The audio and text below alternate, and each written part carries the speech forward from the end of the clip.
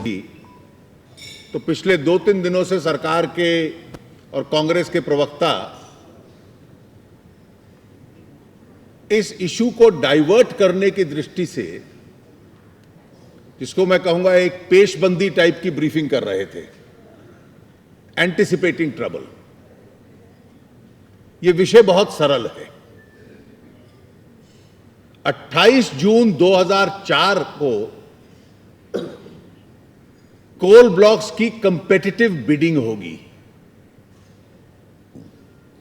उससे पहले निजी क्षेत्र के पास बहुत कम कोल ब्लॉक थे और बिडिंग के पीछे उद्देश्य यह दिया गया, जानकारी में सीएजी थी और पिछले 3 महीनों से सरकार ने रोकी हुई थी, तो पिछले 2-3 दिनों से सरकार के और कांग्रेस के प्रवक्ता इस इशू को डाइवर्ट करने की दृष्टि से, जिसको मैं कहूंगा एक पेशबंदी टाइप की ब्रीफिंग कर रहे थे, एंटिसिपेटिंग ट्रबल। यह विषय बहुत सरल है। 28 जून 2004 को कोल ब्लॉक्स की कंपेटिटिव बिडिंग होगी। उससे पहले निजी क्षेत्र के पास बहुत कम कोल ब्लॉक थे और बिडिंग के पीछे उद्देश्य यह दिया गया कि जो स्क्रीनिंग कमेटी देती थी पहले, वो सस्ते दाम पे होता था और उसमें जो निजी क्षेत्र की कंपनियां थी, सीएजी कहता है उनको विंडफॉल गेन्स मिलते थे, बहुत अधिक मुनाफा मिलता था। और इसलिए कोल ब्लॉक्स की अलॉटमेंट स्क्रीनिंग कमेटी के माध्यम से न करके, जिसमें डिस्क्रिशन था, कंपेटिटिव बिडिंग से की जाए। यह 28 जून 2004 को निर्णय हुआ। श्री शिबू सोरेन ने इस्तीफा दिया है 24 जुलाई 2004 को। बीच में एक बार फिर वो कुछ अवधि के लिए मंत्री बने थे और मई 2009 तक प्रधानमंत्री जी कोल मिनिस्टर रहे, बारिंग दीज स्मॉल एक्सेप्शंस। पहला ऑब्जेक्शन कंपेटिटिव बिडिंग के खिलाफ 11 सितंबर 2004 को प्रधानमंत्री कार्यालय ने कर दिया कि बिडिंग नहीं होनी चाहिए, जिसमें घाटा होता है सरकार को और बहुत अधिक विंडफॉल गेन होता है निजी पार्टीज को, वो व्यवस्था चलनी चाहिए। उससे पहला विलंब हुआ। दूसरा विलंब हुआ कि डिपार्टमेंट ऑफ लीगल अफेयर्स पहले राय यह दी कि केवल प्रशासनिक आदेश से ही कंपेटिटिव बिडिंग हो सकती है, एडमिनिस्ट्रेटिव इंस्ट्रक्शन से, और कुछ समय बाद अपनी राय बदल ली डिपार्टमेंट ऑफ लीगल अफेयर्स ने और यह कहा नहीं, लेजिस्लेटिव चेंजेस रिक्वायर्ड है। So the first delay is caused by the Prime Minister's office. Were vested interests operating? The second delay is caused by the Ministry of Department of Legal Affairs, Ministry of Law, कि पहले गलत राय दे दी कि administrative instruction से हो जाएगा और फिर कहा नहीं नहीं नहीं, इसमें कानून बदलना पड़ेगा। कानून बदलना पड़ेगा, यह निर्णय सरकार ने 15 सितंबर 2006 को लिया। एक सरल सा अमेंडमेंट बनाने में 25 महीने लगाए। It took them 25 months to draft an amendment. और 9 सितंबर 2010 को दोनों सदनों ने वो अमेंडमेंट पारित कर दिया।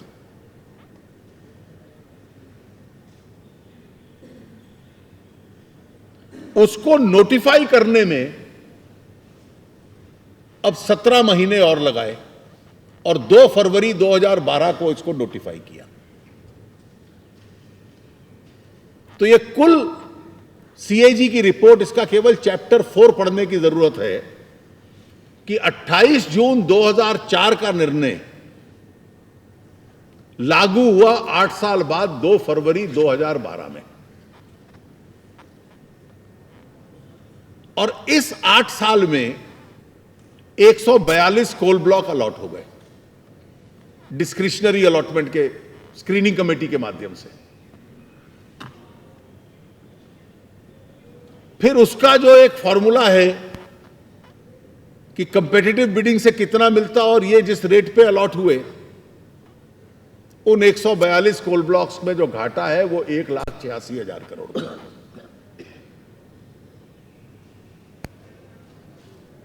अब इसमें ये जो पेशबंदी ब्रीफिंग पिछले 3 दिन से चल रही है, इस बुनियादी तथ्यों के साथ उसका कुछ लेन देन नहीं है।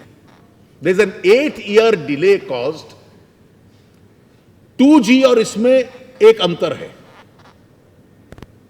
पहला अंतर यह है कि 2G स्पेक्ट्रम अलॉटमेंट में 1,76,000 करोड़ का लॉस था पब्लिक एक्सचेकर को। It was a loss to the public exchequer and a consequential gain. इसमें सीएजी कहता है कि direct straightforward windfall gain है प्राइवेट पार्टीज को 1,86,000 करोड़ का। It's a gain to private parties, अतिरिक्त लाभ कमाए। एक दूसरा अंतर भी है 2G में और इसमें। इन 2G the prime minister was politically and vicariously liable. राजनीतिक दृष्टि से सरकार के मुखिया हैं तो उनकी जिम्मेवारी थी, क्योंकि विभाग कोई और देख रहा था, इसलिए अप्रत्यक्ष तरीके से उनकी जिम्मेवारी थी। He was vicariously liable on the principle of collective responsibility and head of the government. In this case, for a substantial part of the period from July 2004 to May 2009, he was himself the minister. And because he was himself the minister, he is politically, morally, and directly liable.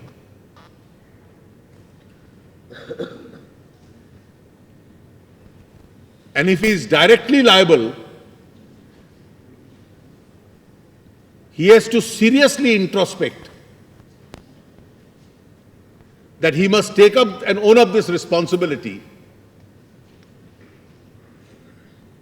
and impose on himself the moral censure of quitting his office. This is the difference between 2G and this.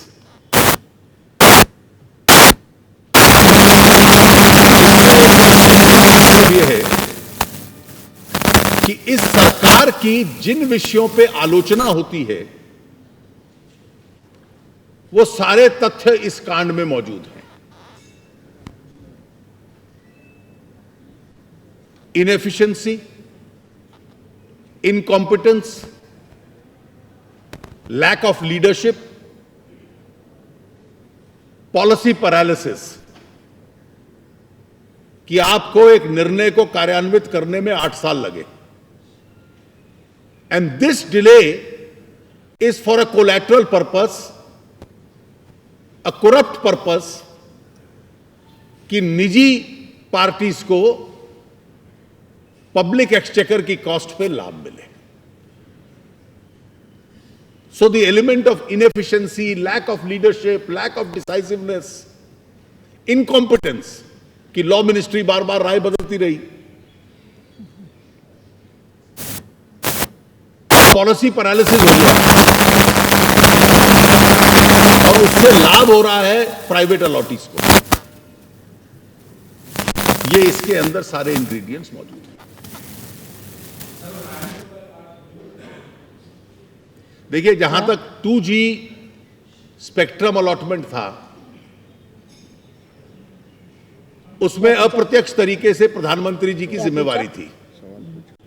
क्या पूछा उसने? हिंदी में।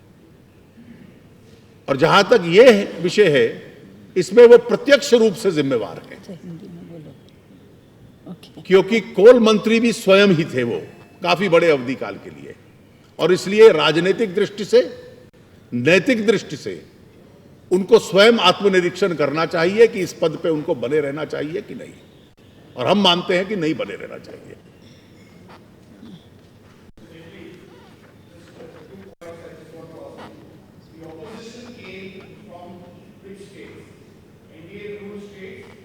It's not the question of You see, this is your question is a part of that Peshbandi preparation of the Congress for the last 3 days.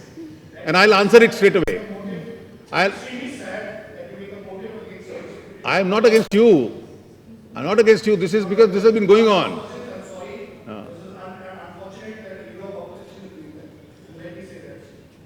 No, you must get an answer to this. Well, I don't think you should become touchy about it because the answer is very clear to this. The management of coal as a major mineral is with the central government. The center can only consult the states. The decision to take a policy decision with regard to management of a major mineral has to be taken by the central government. And this delay is not caused on account of any obstructionism being caused by any state government. The ultimate responsibility is of the central government. And therefore, there is no reason for you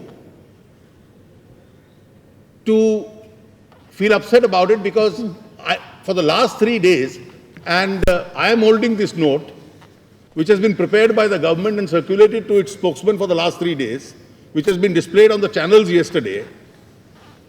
This 8-year delay, which the government itself has caused, which is responsible for the delay, just sidetrack the issue and says, oh, one of the state governments had objected to it.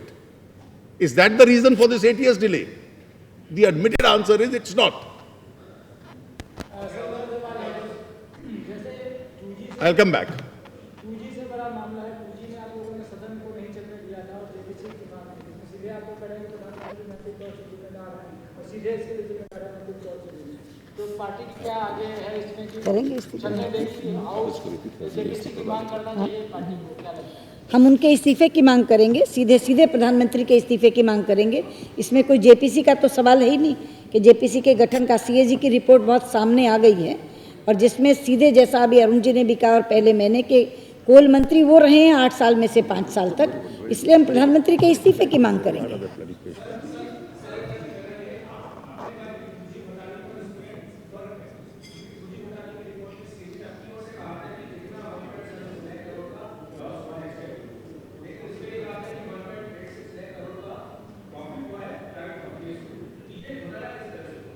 देखिए, जब आप एक natural resource